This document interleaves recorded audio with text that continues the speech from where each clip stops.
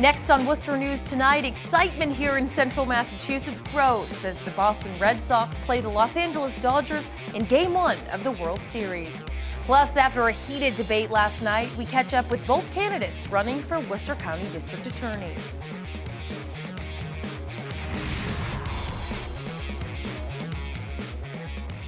Good evening and thanks for joining us. I'm Anna Botari. It's an exciting night for New England sports fans as the Red Sox take on the LA Dodgers in the first game of the World Series. This is the first time Boston's played in the Fall Classic since 2013. People in central Massachusetts were at the edge of their seats taking in the game at Quinn's in Worcester. Fans were decked out in Red Sox gear, hoping it would bring good luck to the team. This is the first time the Red Sox have played the Los Angeles Dodgers in the World Series. Fans are confident in the team. Our guys got to throw strikes. Throw strikes, keep us in the game. It's been a long road to get here. We throw strikes, we win. Our bats are hot. Let's get them. Beat LA. It's a best-of-7 series. The Boston Red Sox will take on the Dodgers again tomorrow night at Fenway Park before heading out west for games 3, 4, and 5. A friendly World Series wager is on the table between Wachusett Brewery and Los Angeles-based Common Space Brewery. Because what's not to love about a little competition on and off the field? Common Space reached out to Wachusett saying, let's make a bet. If the Red Sox beat the Dodgers, Common Space agreed to serve a Beat LA beer made with actual beets, and staff will be dressed in Red Sox gear. If the Dodgers win, Wachusett Brewery will serve an LA lager beer, which they'll serve in Dodgers gear. President Christian McMahon says they're confident in the Red Sox, and all Boston sports teams for that matter. All the success has led to inspiration over the years. We're very fortunate. We got into the Boston sports themed beers a long time ago, starting in 2004 with Green Monster IPA, and it's just been an incredible run. With the Patriots, we have Belichick Pills. With the Celtics, we have White Mamba. With Bruin, we have our Bruin Pale Ale, and I think we're fortunate to all be in this unprecedented run of Boston sports, and it's good to be us right now. Both breweries have agreed to also donate $500 to each other's charity of choice. If the Sox win, Common Space will donate the money to the Jimmy Fund. Worcester takes another step towards the construction of Polar Park. Tuesday, the Economic Development Committee recommended the creation of the Canal District Ballpark DIF Development District. The 28.6-acre piece of land would see increased tax revenues in the developments around the ballpark, which would then finance the new 10,000-seat stadium. City Manager Edward Augustus says they're making good progress. It's good news. It means that hopefully there'll be a lot of people interested in buying the bonds that we're getting ready to issue for the construction of the ballpark. And that's good because it means, we'll get that money in, sell those bonds, and be able to start construction on the ballpark. Tuesday, credit rating agency Moody's Investors Service assigned a high-quality rating to more than $27 million in bonds Worcester would use to pay for the stadium. The candidates for Worcester County District Attorney are looking ahead to November's election. Monday, Joseph Early Jr. and Blake Rubin traded blows in what was a very lively debate. Tonight, both of them saying they expect to be elected. Our Cam Jandro spoke with both of them tonight and joins us now live with more. Cam? Anna, both candidates walked out of yesterday's debate feeling like winners. Now, the election is only 2 weeks away, and both Early and Rubin say they're ready for the home stretch. On the heels of their only debate, the candidates for Worcester County District Attorney are feeling confident heading into November. I've got the votes at this point. I just need my people to come out and vote. If my people come out and vote that say they're going to vote, we're going to win. I'm proud of everything that I got out last night, and I'm proud of what my office, the men and women in my office, do on a daily basis. Tuesday, Early was endorsed by numerous police groups, including the Central Massachusetts Chiefs of Police Association. He says it's his biggest yet.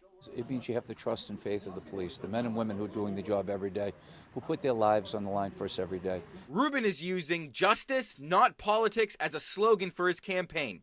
He says endorsements don't really mean anything. They're a relic. They're a thing of the past, and they're overrated. I don't want to owe anyone anything when I'm elected. Rubin has worked in the district attorney's office for Worcester, Suffolk, and Hampton counties. He says if elected in Worcester, the opioid crisis is his biggest concern. I will make sure that people suffering from drug addiction, substance abuse disorder, those people get the treatment they deserve, and they're going to get meaningful treatment. Early has similar ideas. The DA formed the Central Massachusetts Opioid Task Force and Memorial Wall, but opioids still top his list of priorities. We have to get to kids when they're in the 5th, 6th, 7th, and 8th grades and giving them awareness and an understanding about opioids, because it's our biggest problem as a society right now. Now, both candidates urge people to get out to the polls and vote on November 6th. And once again, the election is 2 weeks away. Anna? Thanks, Cam. And the race to replace longtime Register of Deeds Anthony Vigliotti is down to 2 candidates. A former state representative and city real estate lawyer are working to get the votes. Our Brittany Schaefer has more. The Register of Deeds race is heating up as Election Day approaches. Republican Kate Campanelli and Democrat Catherine Toomey are hoping to take the seat left open by 46-year incumbent Tony Vigliotti. The Registry of Deeds has been around since the 1700s. It's been an elected position since then. Register of Deeds is the maintainer of all the land title documents. Every scrap of land, whether you're driving on a highway, whether you're at a land trust, whether it's your home. The Worcester County Register of Deeds hasn't had a contested election for more than 4 decades. Campanelli is the former 17th Worcester District representative. She says her experience would translate well in this new role. When was the last time you went into or had any interaction with a government agency with a smile and were friendly and were helpful? And that's what I spent my career doing. So between my management and customer service skills, I think we can really come in and bring the registry into the 21st century. Toomey is a real estate attorney in Worcester. This is her first time running for election. She says her 18-year career has prepared her for the Registry of Deeds. To me, the most important part is the land title documents. Every document that's recorded becomes a legal document that's not erasable.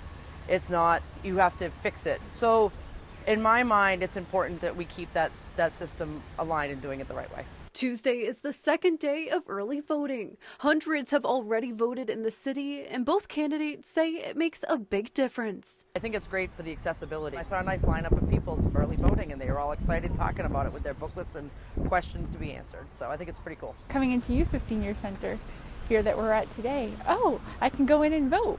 Yes. So I think it's very convenient for people. This is the second time early voting has been offered in the state. It continues through November 2nd with Election Day on the 6th.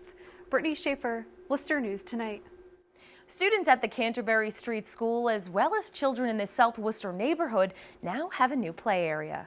The property where a building with a negative history once stood has now been transformed into a state-of-the-art playground. It features a half-court basketball court, on-ground painted floor games, and various play structures. City Councilor Sarai Rivera says this project is about 5 years in the making. It was complicated because the reality was, like, we didn't own the property. There was a house here. We had to unravel ownership, and we had to obtain the land. We had to prep the land and then get the funding to actually get this playground up and going. I think what's really important is that the community really wanted this, and their voices are really important, and it's really important for them to always be part of the decision-making table. And it's so nice for them to be able to say, wow, we actually can say something and something happens. The community will be able to utilize the park not only during the school day, but also on weekends and in the summer. A Northbridge resident is speaking out to bring attention to a grass field in town. He thinks it's a safety hazard and believes it's time to switch to turf. Timothy Labrie is a lifelong Northbridge resident and has 4 children who have all played on LaSalle Field.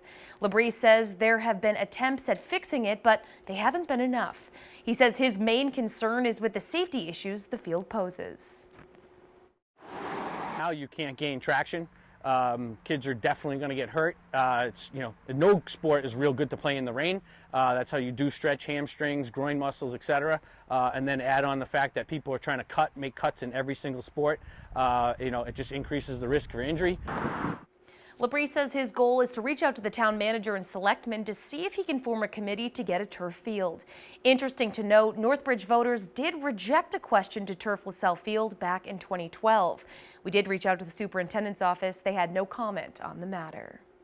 Shrewsbury Town Meeting members giving support for a new $92.8 million elementary school. The district superintendent shared this rendering of what the new school will look like. He says the project is critically important. It will replace the 96-year-old Beale Early Childhood Center. Residents will vote on the funding in November's election to authorize the spending. Today could be the day you become a billionaire. Tickets are being sold as fast as they can be printed. The jackpot for tonight's Mega Millions drawing is a record $1.6 billion. But the chances of winning are slim.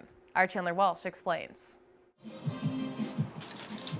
This is what Carmela Kraus would do if she won the Mega Millions. She's vying for the chance to win $1.6 billion. I just got a Mega Millions ticket. I never really bought it before. The record-breaking jackpot has some who don't usually play rushing to buy those small slips of paper. That'd be a pretty good deal. Yeah, I could pay off a lot of college debt for my kids. But the probability of winning just one in more than 300 million. Becker College mathematics professor Anna Titova says this probability is calculated by how many number options there are.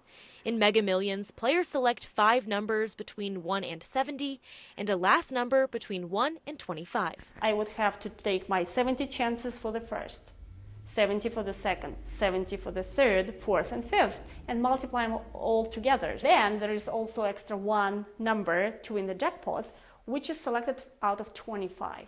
And if you're already lost, more simply, Titova says there's a 3 times greater probability of becoming President of the United States if the selection was random than selecting winning numbers. At this point, we have about 120 million people who are registered voters that are above 35 years old. So the probability of you being president in this case is 1 out of 120 million. Yet even with near impossible chances, players on West Boylston Street in Worcester are still going for it. It's a little nerve-wracking, but I just hope I win because I want the money. You can't win if you don't try.